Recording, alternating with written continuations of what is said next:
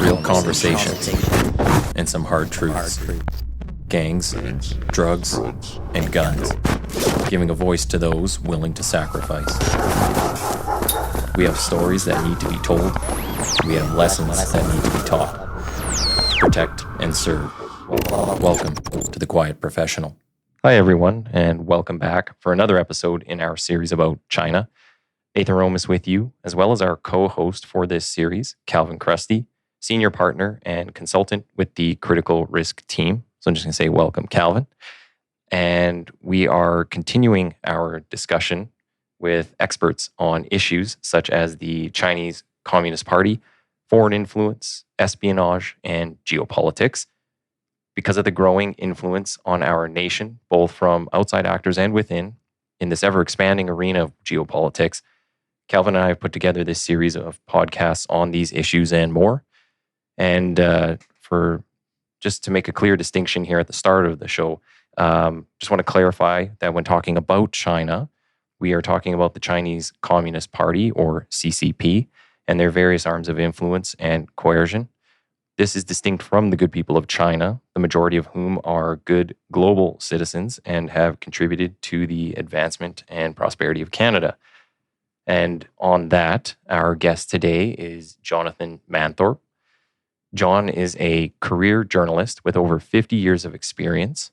He was a foreign correspondent in Asia, Africa, and Europe for Southam News, the European bureau chief for the Toronto Star, and the national reporter for the Globe and Mail. He's authored 3 books on international relations, politics, and history. His book, Claws of the Panda, Beijing's Campaign of Influence and Intimidation in Canada, was a national bestseller and one of the Globe and Mail's top 100 books of 2019. So, welcome, John. Thank you, Nathan. It's good to be here. And I'm glad you're addressing what is a very important topic, and especially for your members who must deal with it on the front line. Yeah, and you know what? We've got a bunch of people lined up. I think we're going to cover quite the range of topics. I do want to say to start, though, probably the best name for a book I've ever heard, Claws of the Panda. The contrasting image that I get in my head of an angry panda. It just seems kind of funny. So I just wanted to point that out. But, and we have Calvin here to also kind of jump in and provide some expert opinions and points of view. So I'm looking forward to it. And I guess just want to say thanks, Jonathan, at the front end for joining us. And I think we're kind of keen and interested in terms of hearing from you in terms of your historic perspective, strategic perspective, and then kind of how that applies now. I think most listeners probably don't want to hear too much from me, but with your vast depth of experience over multiple decades there, I guess maybe we'll just turn it over from you going, what do you think is some of the most important issues currently in terms of understanding this current threat and issue facing Canadians? Yeah. Well, thank you, Calvin. Let me just say, just picking up on what Nathan said about the title, that it sort of came to me because since really 1949 and certainly since the 1970s, the Chinese Communist Party has sort of lent pandas to various countries around the world as a sort of mainstay of their charm offensive and a mainstay of the effort to convince other countries in the world that the Chinese Communist Party is no threat, that it's a really cuddly, charming little animal, and we should all squeal with delight. So the title came to me really as a reminder that pandas do have claws, and this panda in particular has very sharp claws. In terms of the situation we're in at the minute, well, there are 2 things. Obviously, there's the international situation and China's growing importance as a strategic and political and economic competitor on the world stage. But I've focused in the book and in a lot of the presentations I've given since it was published on the situation here in Canada, because that's principally what the book was about. And what I think one of the key important message, which Nathan alluded to in his introduction, was that when I started giving presentations in 2019, and particularly when I had audiences where there was a substantial number of Canadians of Chinese heritage there, I repeatedly, right across the country, people said to me, "Look, Jonathan, when you're traveling around, when you're talking to people, would you try to get mainstream Canada to understand the daily threat that we are under from agents of the Chinese Communist Party?" And I've tried to do that. I mean, I've tried to pay that debt. And it is absolutely true. I mean, we've just seen recently stories about the Chinese Communist Party trying to, and well, having done so, set up, quotes, police stations, secret police stations across the country. Well, particularly at the moment in Toronto and Vancouver, but they've been doing this around the world. They've done it in 50 countries around the world. Now, that must be of particular interest for your members, but what it shows several things, I think. The major one for me is that the Chinese Communist Party is determined to ensure that people in the ethnic Chinese diaspora, however many generations it is since they left, their forefathers left China, that they are still under the watchful eye of the Chinese Communist Party. There is absolutely no justification whatsoever for these secret police stations. The consulate and the embassy have said, "Oh, they're there so that people can renew their driving licenses and things like that." Well, you can go to the consulate or the embassy, or you can use the mail to renew your Chinese driver's license. This is nonsense. These are outposts, espionage outposts in the community to intimidate people.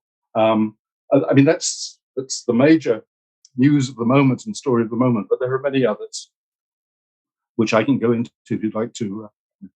Yeah, it will. I think we'll get to even more in depth on those. If you can kind of start us though with a little bit on yourself and how you ended up in this world, because I mean you've covered almost the entire globe doing journalism.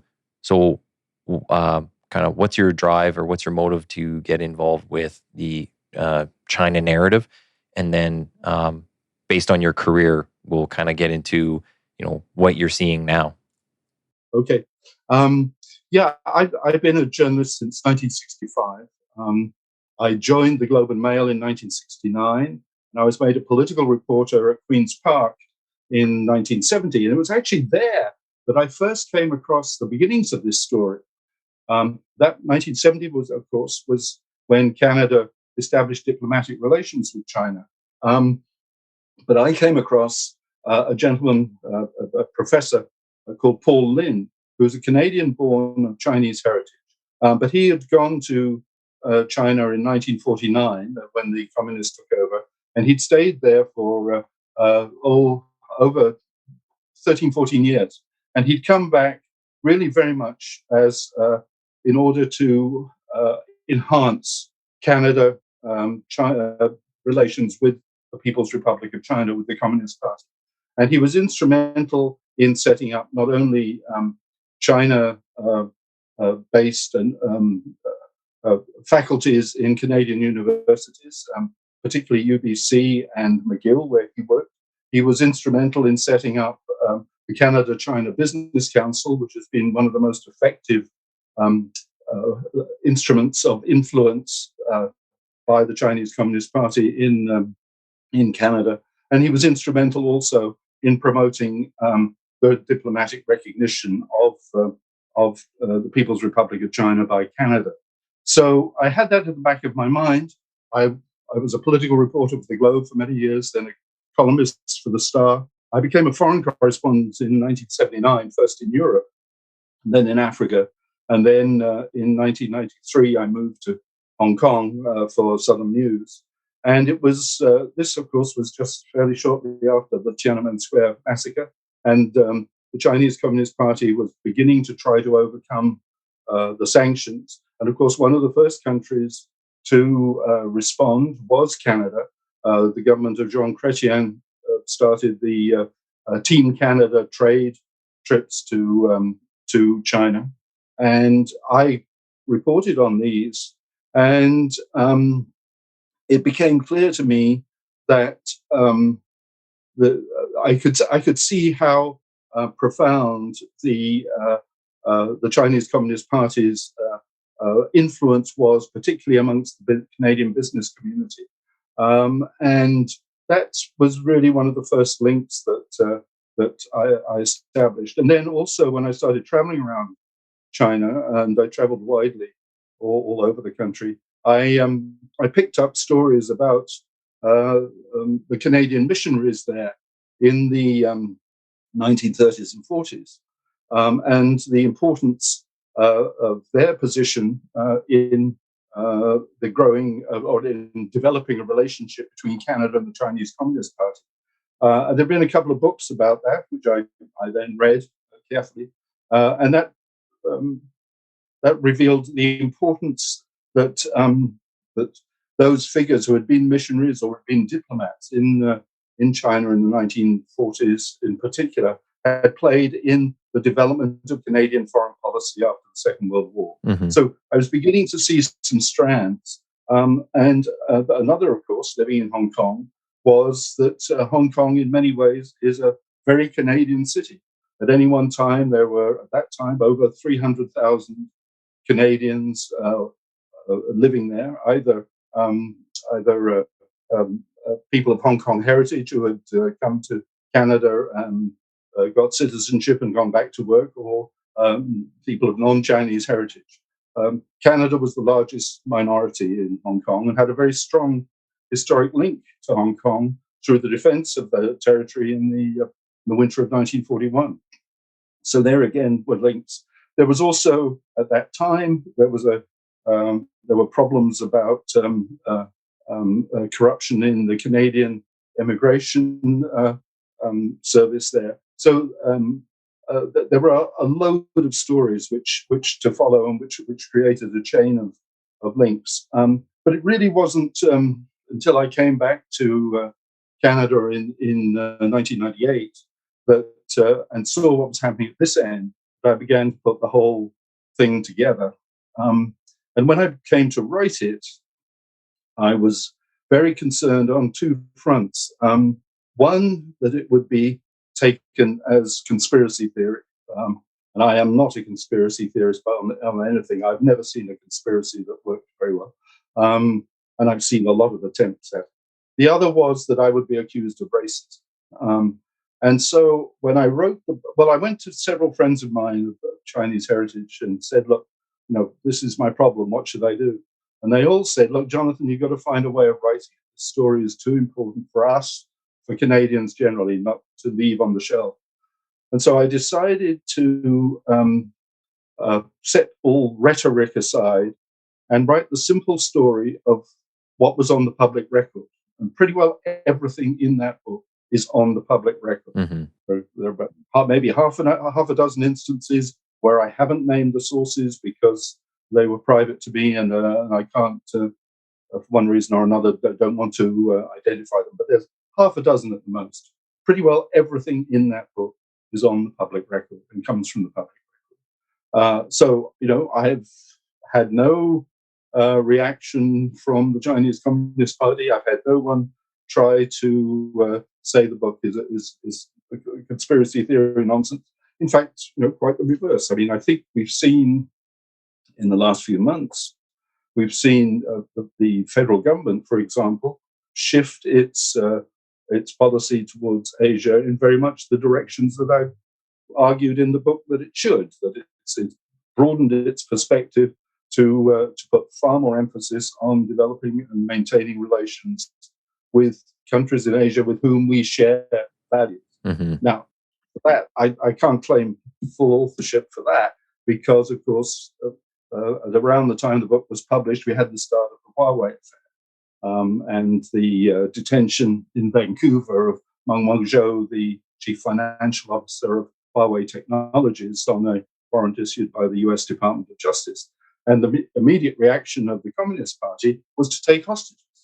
And I think that said to most Canadians, and including a lot of the politicians and business leaders who had been defending the relationship with Beijing, you cannot have a regular, normal relationship with a country whose first instinct when there is a problem is to take hostages. You can't do it. You're not on the same playing field. You're not playing the same game. Mm-hmm. And I think that as much as my book has had a profound, more of a profound impact on business leaders and on political leaders and on academics, because at the moment every Canadian who goes to China, would be a business leader, a politician, or whatever, is a potential hostage. And I think that message has finally got home, that we are not dealing with a friendly government. Well, and actually, so that Mr. Lin, the guy from your book, one of the things I found interesting about him, as well as several other people in there, is there's warnings from intelligence community and police services saying this guy might be playing both sides, or we're sure he's playing both sides. Yet people, for whatever reason, to one degree or another, seem to ignore that. So whether that's the politicians or the Canadian elites, they seem to ignore that. So what was the reasoning kind of even around that time, but maybe it's still the same today? Why are they ignoring this stuff? Are they just... Well, I think, they had been suborned one way or another. The business people, I mean, if you look at the initial membership, the founding membership of the Canada-China Business Council, it's all the top banks, it's the elite of our business community. And they were given initially good, nice deals in China. They were given loss leader deals. And it has paid off politically. And so you have organizations. The prime one would be the Power Corporation in Montreal, which has acute political connections. Mm-hmm. Not only was the head until very recently the son-in-law of Jean Chrétien. Trudeau has worked for Pierre Trudeau has worked for them. Paul Martin worked for them. Brian Mulroney worked for them. The political links of the Power Corporation are as good as you get in this country. So there's that. But just on your point, just to go back to your original point, Nathan, on that, you're quite right. Our security establishments gave multiple warnings. The first one I could find, the first serious one, was a paper published by CSIS, the Canadian Security Intelligence Service, shortly after the handover of Hong Kong in 1997. It was a paper, and they do publish papers now and again, obviously not containing secret information, but for information of the public and of academics. This one was about the United Front Work Department, which, to put it blankly or boldly, is the Chinese Communist Party's political warfare organization. It's that simple. This is a massive organization which has grown since Xi Jinping became leader. There are now United Front operatives in all their embassies, all their consulates, all their companies. Every Chinese company has cells from the United Front, and the job of the United Front is to get the friendship and the aid and help of people who are suspicious of communists. The United Front's whole aim is to create links with non-communist organizations, and it was founded in the 1940s just for that purpose, and it carries on, and as I say, it's now even more massive than it has been for some years. So this CSIS paper set out what the role that United Front had played in Hong Kong before the handover, and how it had been used to get very many Hong Kongers who were either not supporters of the communists or or who were politically apathetic, to welcome the change of sovereignty, to welcome the arrival of the Chinese Communist Party as the ultimate sovereign. And the paper went on to describe what was likely to happen in Canada. That it was very likely that United Front would be turned on Canada now because of the large number of people of Chinese heritage living in Canada. There are about 1.5 million, something like that. And it was a very firm warning. So there was that. I think the paper came out in 1998. I think. Jonathan, sorry to interrupt. I'll let you continue. Is that Project Sidewinder paper? Is that the one you're? No. I was just coming to that. That's the next. Okay. Sorry, just clarifying. CSIS took this. That was a public document, but clearly CSIS was looking very seriously at the threat now from the United Front and from the Chinese Communist Party, and this led to a small working group being set up, I think, in 2000, which produced a paper which was codenamed Sidewinder. And this, again, set out in great detail the level of infiltration into Canadian business, some politics, and academia of Chinese Communist Party organizations. And said, essentially, look, we have a real problem and we need to address it.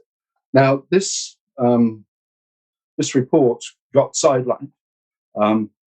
CSIS, as you will all know, was founded in the mid-1980s and was an amalgamation of the old Royal Canadian Mounted Police, Secret Service, and then people were brought in from academia and I guess from military intelligence, things like that. And 5 years later or so, it was not yet a cohesive organization, and there were still sort of frictions between the various elements that had made up this new intelligence service.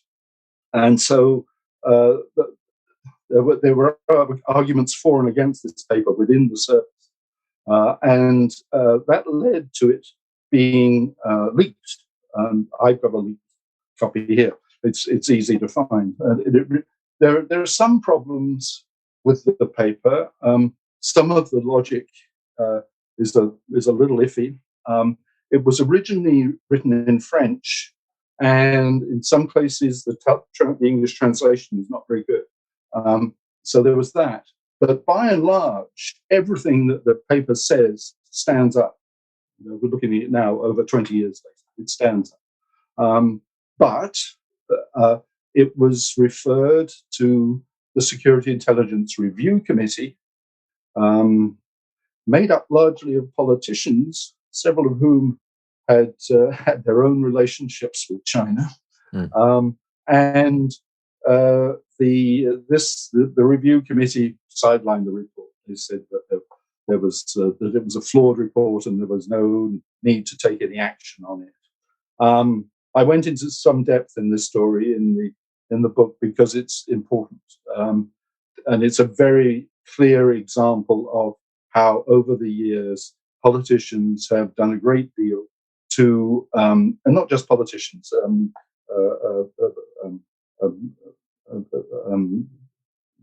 the business community in particular and academia as well have done a great deal to try to deflect any attention from problems with the relationship with the Chinese Communist Party or the People's Republic of China. And this was a very, very good example of it. There are others. I mentioned a few minutes ago problems with immigration from Hong Kong. There again, there was a whole, a couple of Mounties did a very, very thorough analysis of what was going on, the problems with the investor immigrant program that was introduced by the Mulroney government in the 1980s, which is an illustration that this is not one party that's a problem here. It's the political classes as a whole who have been suborned to a degree. Mm-hmm. That report also was buried.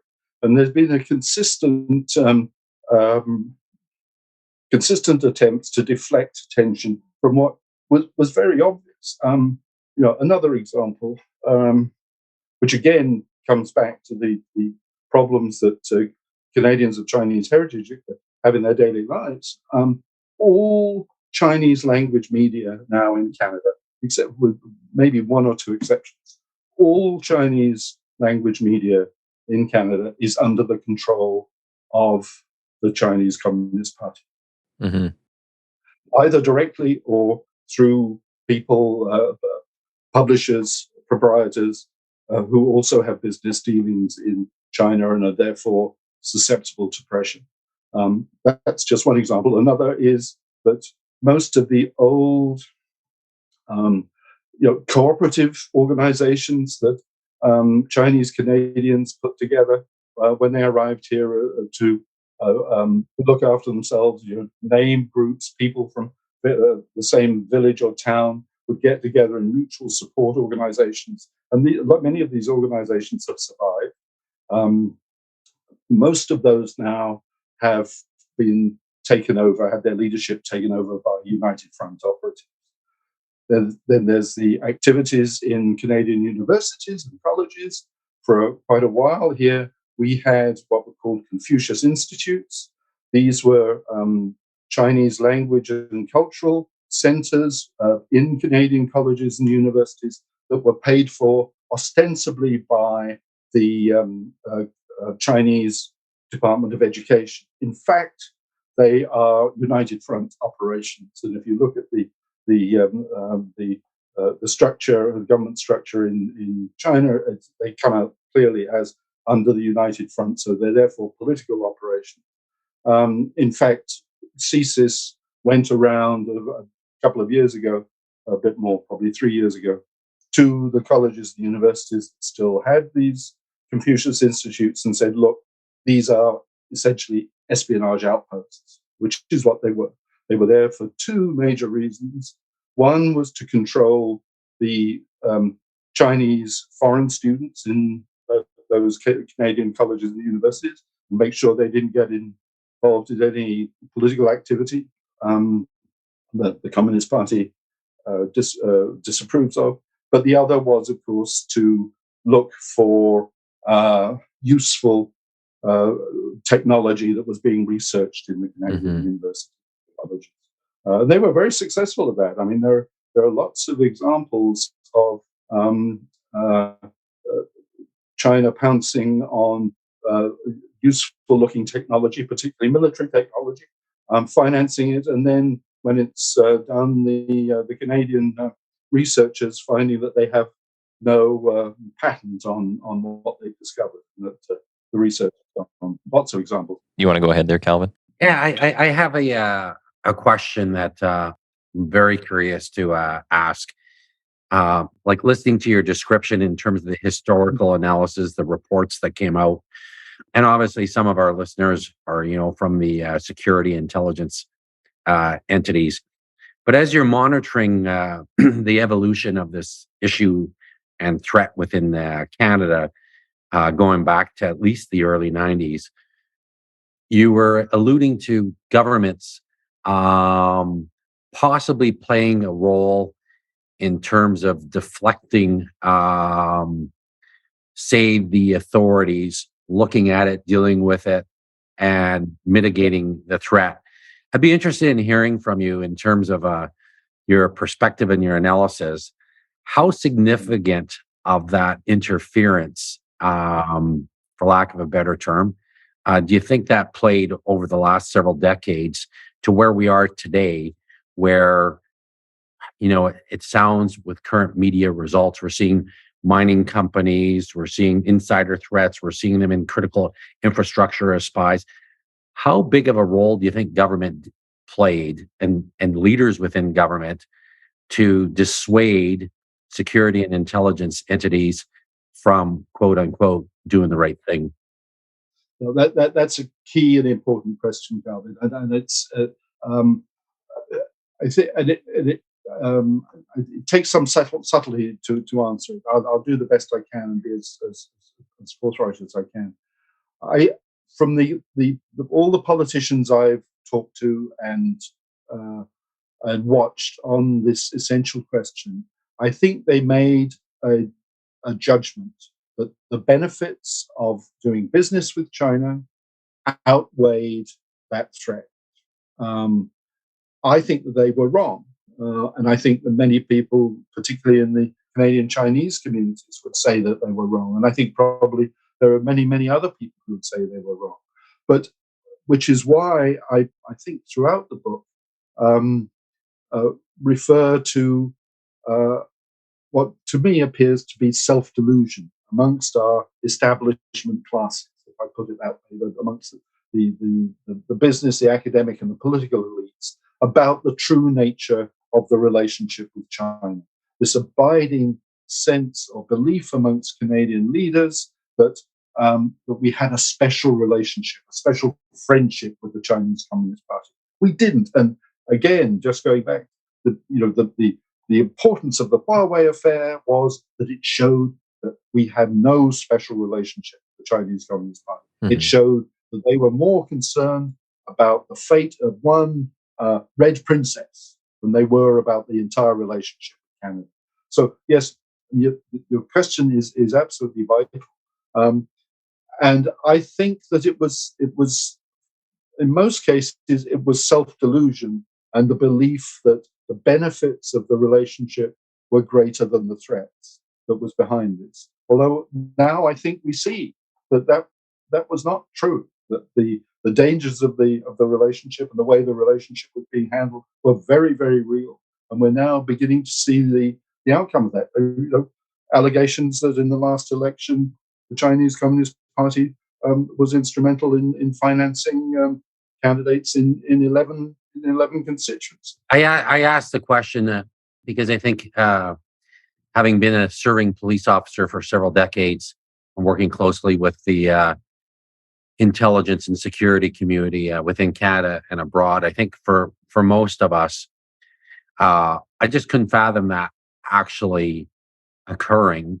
However, as I got more gray hairs and more experience, I started seeing more and more indicators of that influence. And even to myself, recall not that long ago being told and advised, hey, in my former career, to collaborate, cooperate, and share intel, to which I had a very high degree of skepticism and reluctance on it. But I think it's just an important point to make, and that's why I asked you to expand on it, particularly for the folks in security and intel that are listening to the podcast. Over to you, Nathan. I think you had a question. Yeah. Let me just add a quick. Yeah, no, go ahead. As an ordinary citizen, I would say, though, of course, in our balance of accountabilities in a democracy, we don't necessarily want our intelligence services dictating policy, but there needs to be political oversight, but there needs to be informed and thoughtful and not self-delusional political oversight. Fair enough.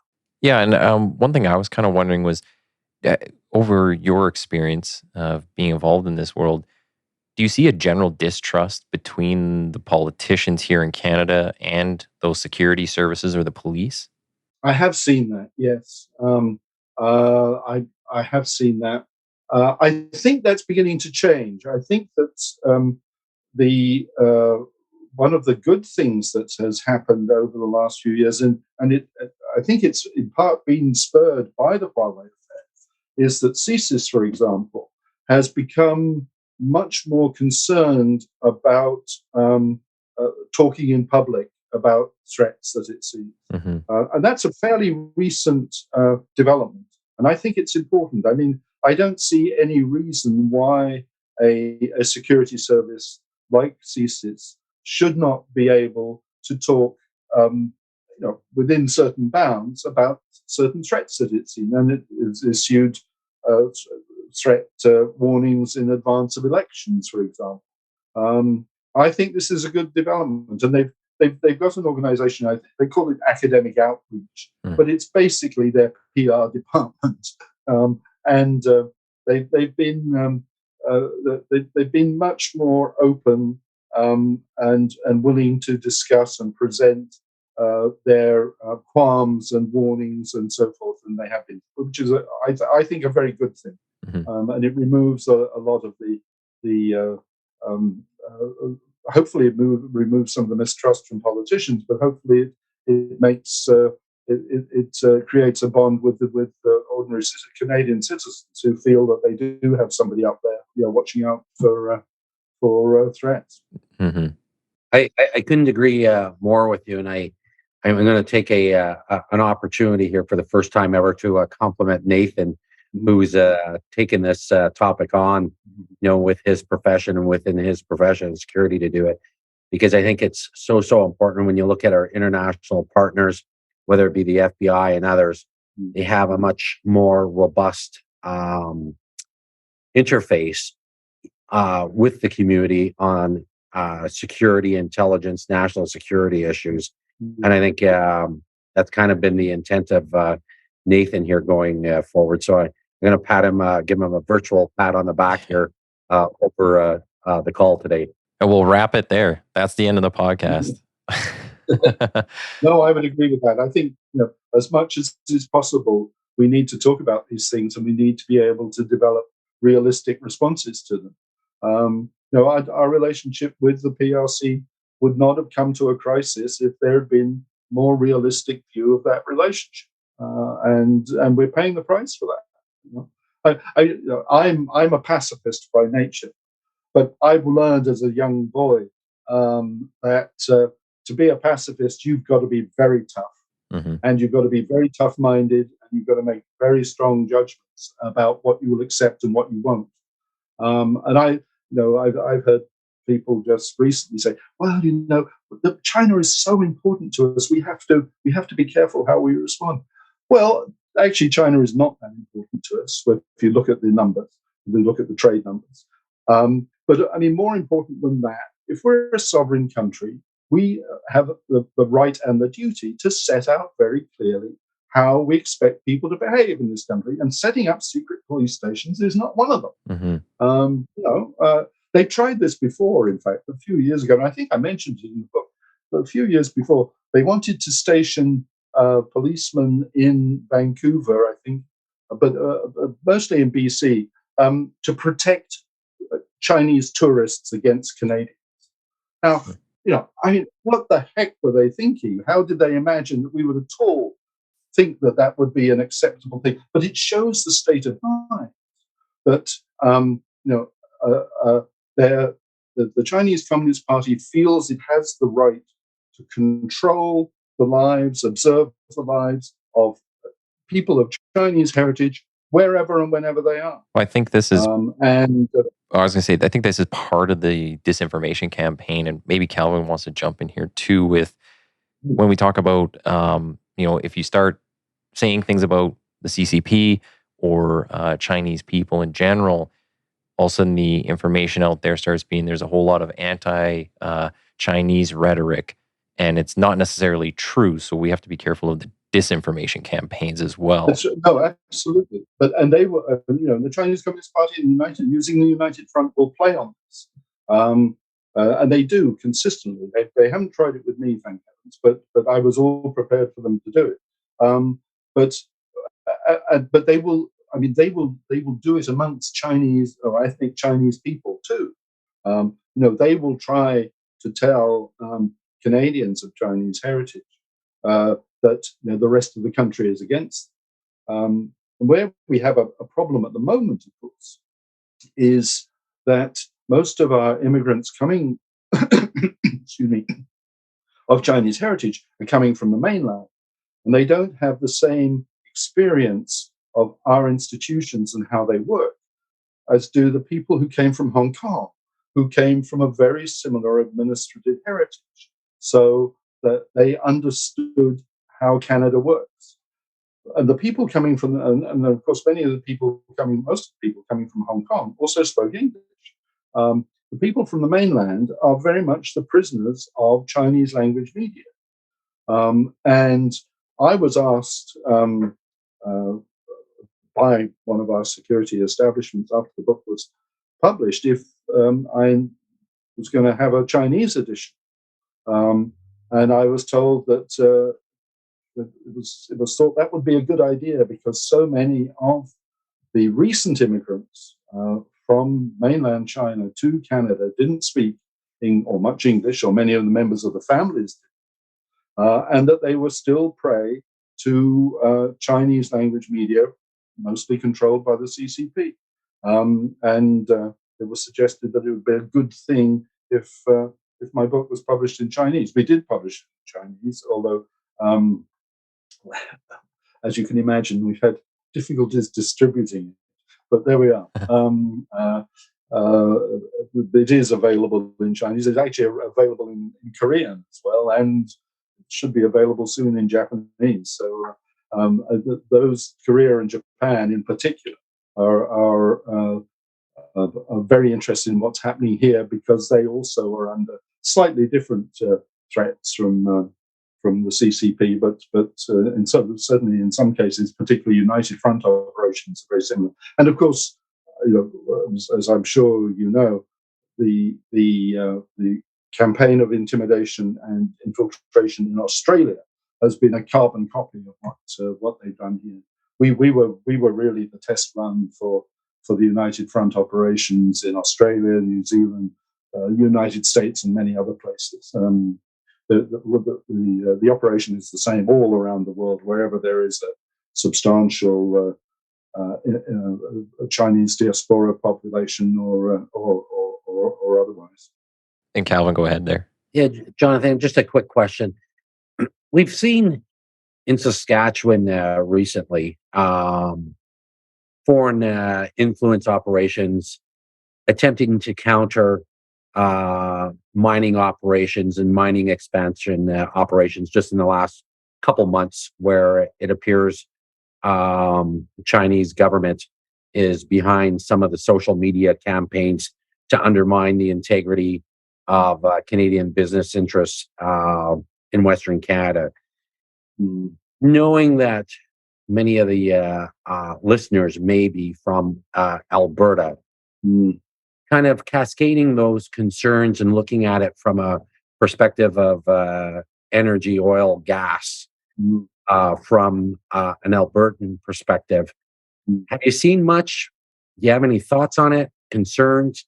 What's your thoughts? Well, I mean, I have many about it. This is a fascinating area. I mean, I think one of the basic rules when one's dealing with particularly state-owned Chinese Communist Party companies is that there's very little in it for the host countries. I was up in the Yukon recently, and there was a case where a state-owned Chinese tin company had taken over a nearly bankrupt Canadian-owned tin company up in the Yukon. They'd bled it. They basically emptied it, then declared bankruptcy, and left the country and left the people of the Yukon holding a terrific bill. I mean, it doesn't sound much for us, but I think it's $20-30 million, but there are only 45,000 people in the Yukon. A huge bill for reclamation of the land.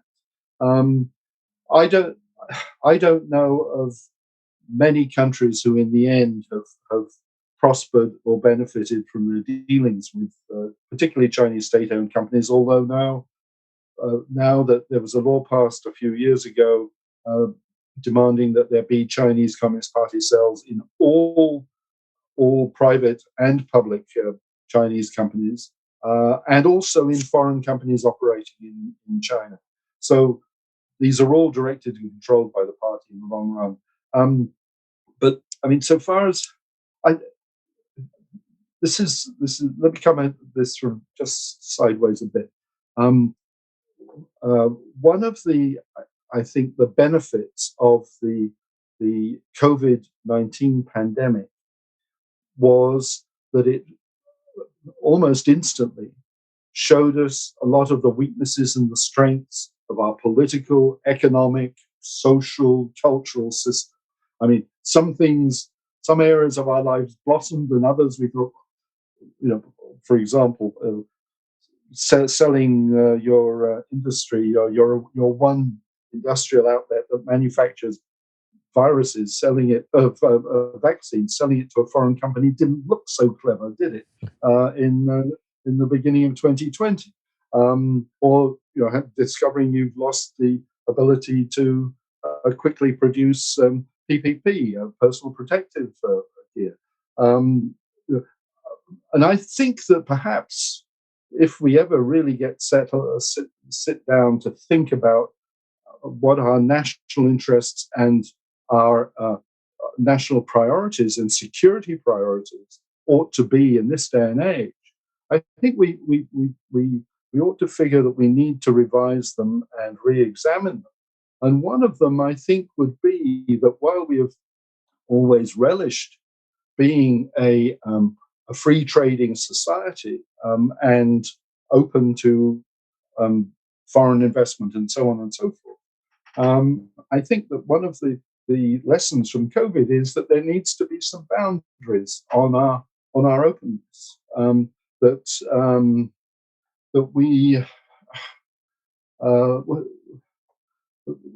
there are some national interests which we should hold to be untouchable, and I would think that some restrictions on on foreign investments in resources and in goods and services that we consider to be part of our national interests ought to be included in that. Now, whether it would include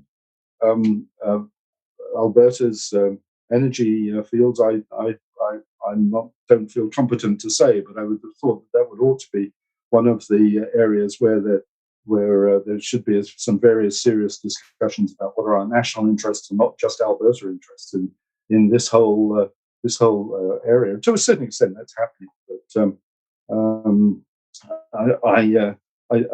I would really like to see the beginnings of a national debate on what are our national interests and our national security interests in this day and age.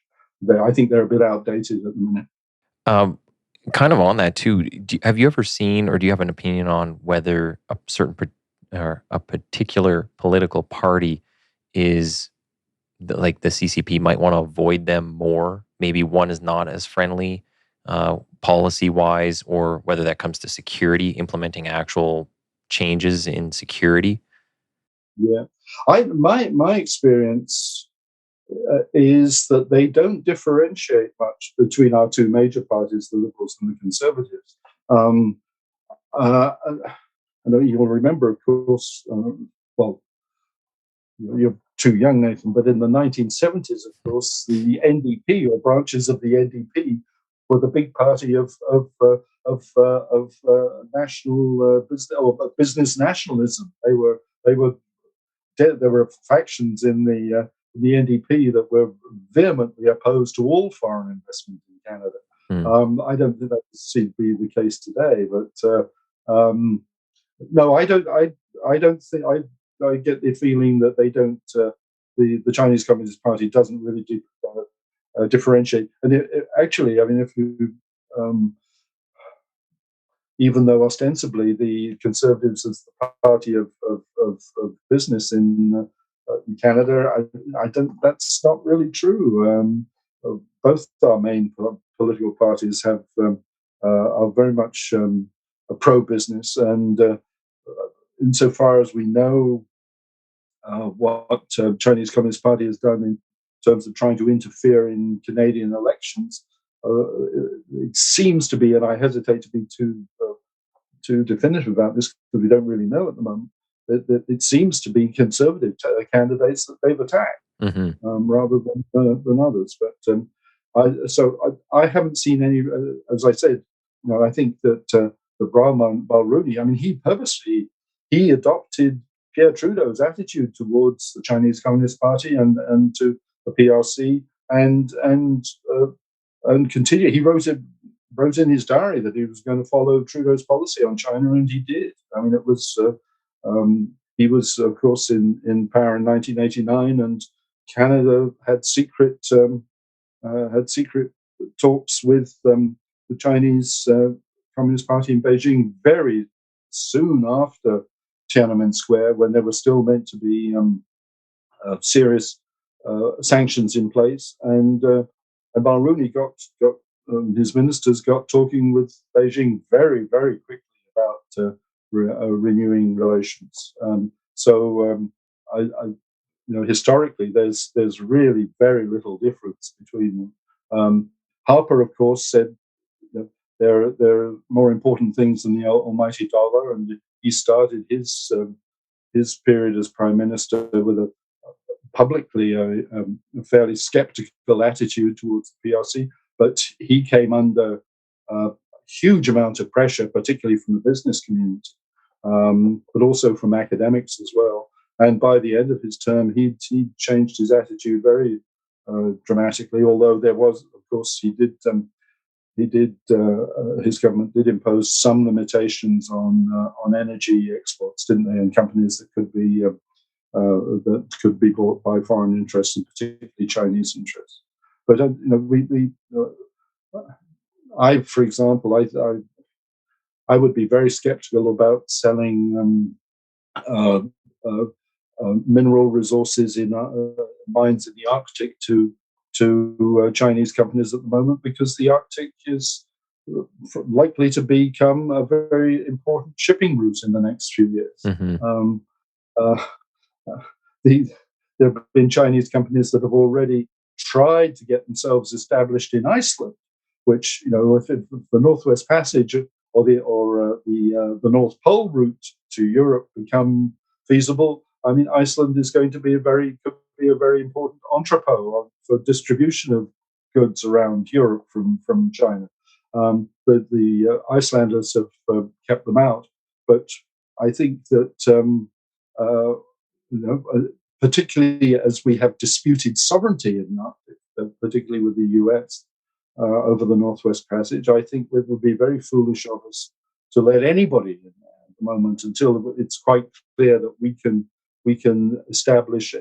firmly establish and defend our sovereignty in the Arctic, which we can't at the moment. Thankfully, that is a focus for many people, but I think we need to really establish and make sure the world knows that this is our territory, our neck of the woods, and we are going to control what happens there. I don't think letting any foreign company get into mining operations or which involves any sort of land tenure in the Arctic is a good idea until we've firmly planted our flag there. Well, I like those words. Those are fighting words. So, yeah, and you know what? It kind of makes me think of like some of the recent push from some of the provinces for more sovereignty from the federal government. And I mean, if I was the CCP, I'd be thinking I would rather have everybody under the control of one government, and then it's only one that I got to deal with. So I wondered, when you see a lot of the media is kind of slanted one way, more so against conservatives, that maybe that's some sort of disinformation in there, because there's a lot of stuff, even just on policing in general, when you read it and you're like, that's not true. Like I was there, or I know, I have friends who can tell me that isn't the fact. It's like, well, what's the source of this information? And now you're getting into my latest book, yes, published in 2020. Restoring Democracy. Restoring Democracy. Yes. I actually have that right here. I don't know if I can see this. Well, it's underlined that's right the other there. Oh, good. Because, I mean, that's the other thing. And I was just talking about the need to reassess national security and national interests. Another lesson from COVID is that, and from other events of current life, we need to really sit down and debate our national political system and constitution. I took a little time out from journalism in the 1980s. I was part of the team in London reporting to the Prime Minister's office, then Pierre Trudeau, and advising him on patriation of the Constitution. dealing with the British Parliament and British officialdom and the government of Margaret Thatcher. And that was a critical moment in the history of Canada when we regained our constitution. But it's now been sitting there for 40 years, and we still can't amend the lovely document. And there are a huge number of problems in this country that we can't deal with because we can't amend the constitution, because we have and sometimes inoperable relationship between the provinces, either individually or collectively, and the federal government. Again, with the pandemic, health is a provincial responsibility. We had 10 different responses to it across the country. And policing could easily be another area. I think we need a. I remember John Robarts back in the 1960s in Ontario. After the centennial, he called a Confederation of Tomorrow conference, which it was quite academic, and of course, coming from a province, it had limited. But Ontario was the province at that time. It had limited audience, but there are so many things that are road bumps in the road in Canada. For example, again, just the medical stuff.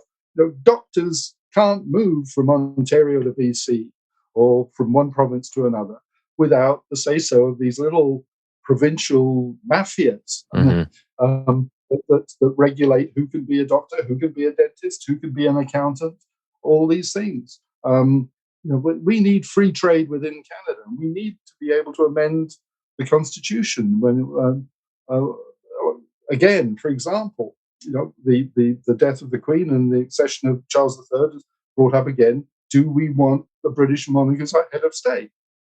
A perfectly legitimate question, except we can't do anything about it even if we wanted to, because it's written into the constitution and we can't amend the constitution because we have no method of amending it other than unanimity. And you're never going to get unanimity on a constitutional matter in a regional country like Canada. So we had a deal in the Charlottetown Convention of what was it, 92. But then, foolishly and quite wrongly, in my view, several provinces decided to put it to referenda, and people turned it down, and so it failed. Now, I'm a bit of a parliamentary purist, and I don't think that there's any role for referenda in our system. That we elect members to go to Parliament to make decisions, and if politicians try to hold referenda, to me, it's a sign of cowardice that they don't dare make a decision themselves and sit with the outcome. So I don't approve of referenda at all. But we're getting into the weeds there about other stuff. But we are, in my view, we are vulnerable because our system of government and of politics is not wholly functional. We can't respond very quickly to troubles when they appear, and we are in an age when troubles appear very fast. And that kind of leads to what I was gonna maybe wrap up with, but it's the difference between leadership and management. And I talk about this all the time, especially when it comes to policing. But when you're talking about Parliament in particular and their dealings with the geopolitical world, I guess nobody likes a fence sitter. So, are we lacking those people nowadays that are willing to say, hey, here's my decision, here's the reasons why, this is what we're doing, and I'll answer for it if I have to. But you don't really get that. And actually on that point too, I was reading the new Indo policy, and I found it just to be a lot of fluff. It's just like general nice to knows, very big overarching statements, but nothing concrete, no like, Right. okay, we're going to do this, but this is how we're going to do it. It's just nice to knows generalized statements. So I think that, amongst all my friends who are uh, interested in the Indo-Pacific, and many of them sort of former diplomats and so forth who have got a lot of on-the-ground experience, their reaction is exactly the same as yours. I'm in fact going to a little discussion group here in Victoria next week. We're going to be going through it, but I think that you've hit the general reaction right on the head. Now, but your point behind that too, that we don't live in an age where politicians, in particular, at all levels, are willing to take responsibility for their decisions, and particularly when they make mistakes. Why this is, I don't know. But I mean, when I started covering politics in the 1970s in Ontario, that was, there were ministers resigning very regularly when they got caught out doing something wrong. But it seems now that nobody takes responsibility for anything in politics. yeah. It's quite astonishing, the stuff that people get to go, not only in Ottawa, but in all the provinces as well. And I've thought about this a great deal because I think it's a very serious problem. And I think one of the reasons why it's a problem is that it has shown how conclusively celebrity culture and the concept of politics as entertainment has overtaken our political system. And it's not just here. I mean, obviously, it came originally from the States, but it's gone all through Europe as well. And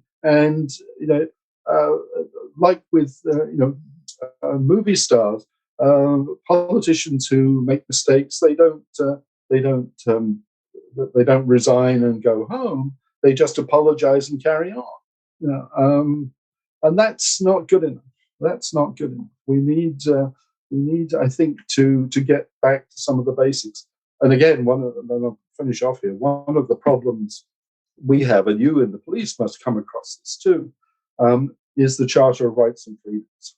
Mm-hmm. Now, that was part of the package from London that I was involved with. I disagreed with it at the time. I was a very lowly voice. I was sort of, I had no influence whatsoever in what happened there. But I thought that it was a mistake to include the Charter of Rights and Freedoms in there because it allowed Parliament to abrogate its responsibility on social issues, and it handed it to a court, an unaccountable court. And I think that was the beginning of some of the slide away from Parliament taking responsibility for its actions, but also, of course, of public respect for Parliament. And there's very little public respect for our legislatures of Parliament now. And part of that, of course, I think it's because of the Charter, which a constitutional democracy and a parliamentary democracy are very different things, different cultures. And the Charter of Rights and Freedoms introduces as an alien constitutional democracy concept into a parliamentary system, and they don't fit. But there we are. That's another reason why we need to be able to amend the Constitution. That's the idea for the next book. Go ahead, Calvin. Well, I was just going to say there's a famous saying, and I think it actually comes from an Alberta judge, and I hopefully I get it right. When the law becomes the sword rather than the shield, there's no justice. And my experience watching it, seeing it, living it, I think sadly that's exactly what you're alluding to, not only in terms of the criminal justice system, but in the larger political system. And I think that's essentially what's happened. And I think that's probably one of the reasons why we're in a semi-state of crisis in terms of this threat that we're trying to deal with and trying to figure a way to mitigate it. And one of the impediments is that sword that's supposed to be a shield for us now. Yeah. So maybe we'll kind of wrap it up there. We're just over an hour, just over. Is there anything that we didn't really cover that you think we should have got to? I think we covered solutions as well. You got to that a bit earlier, which is usually how I end up. I think No, it's a fast gallop over heavy ground, but we did it pretty well. Thank you, and thank you both for your questions. You clearly put a lot of thought and research into this, which always makes it easier for somebody like me to mouth off and get asked the right questions. So thank you both. You go ahead there, Calvin. Well, Jonathan, I just want to say thanks. You did cover huge territory in that quick conversation, and although I follow this topic intimately in terms of reading and discussions and networking, I found after years of following this topic, the discussion we had extremely insightful and informative. And I know you're super busy, and really appreciate you taking the time talking to us today. Well, my pleasure. Thank you. Thank you. So, John, just hang on the line for 1 second. I'm just going to stop the recording and we'll say bye offline.